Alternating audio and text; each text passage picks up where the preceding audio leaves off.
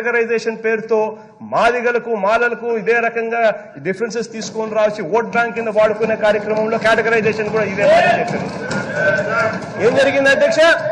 అది చెయ్యలేము అని తెలుసు, కాన్స్టిట్యూషన్ దానికి ఒప్పుకోదు అని తెలుసు, కాన్స్టిట్యూషన్ ప్రకారం ఏదైనా చేస్తే అది నిలబడదు అని తెలుసు, ఎవరైనా కోర్టుకు పోతే దాన్ని కొట్టేస్తారు అనే సంగతి తెలుసు. తెలిసినా కూడా రాజకీయంగా లబ్ధి జరిగించేదానికోసం చివరికి ఎస్సీలలో కూడా చుచ్చుపెట్టి కేటగరైజేషన్ అని చెప్పి తీసుకొచ్చారు. ఏం జరిగింది దానివల్ల? కోర్టు కొట్టేసింది. కోర్టు కొట్టేస్తాది అనే సంగతి తనకు తెలీదా? తనకు తెలిసినప్పుడు ఎందుకు చేశాడు? కేటగరైజేషన్ ఎస్సీల్లో మాల మాదిగా అందరికీ న్యాయం జరగాలని కేటగరైజేషన్ బిల్లు తీసుకొచ్చిన పార్టీ తెలుగుదేశం పార్టీ అధ్యక్ష. దానివల్ల మాదిగలకు న్యాయం జరిగింది. అదే ఈరోజు జగన్మోహన్ రెడ్డి గారు మొన్న అంటున్నారు ఎస్సీల్లో చిచ్చు పెట్టామని. చిచ్చు కాదు, సామాజిక న్యాయం చేసిన పార్టీ తెలుగుదేశం పార్టీ. ఆ విషయం మీరు గుర్తుపెట్టుకోవాల్సిన అవసరం ఉంది.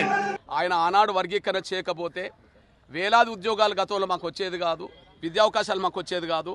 ఈరోజు పోరాటం ముందుకు నడిపించడం వల్ల మన న్యాయం బతికింది అంటే ఆయన తీసుకొచ్చిన చట్టం వల్లనే మళ్ళా న్యాయం బతికినట్టుగా జరిగింది.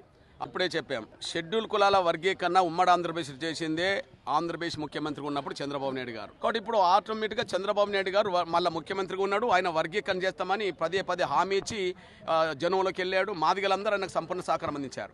వర్గీకరణ మళ్ళా సుప్రీంకోర్టు అనుకూలమైన తీర్పిచ్చిన సమయంలో చంద్రబాబు నాయుడు గారు ముఖ్యమంత్రిగా ఉండడం అనేది మా జాతికి భవిష్యత్తుకు ఉపయోగపడుతుంది.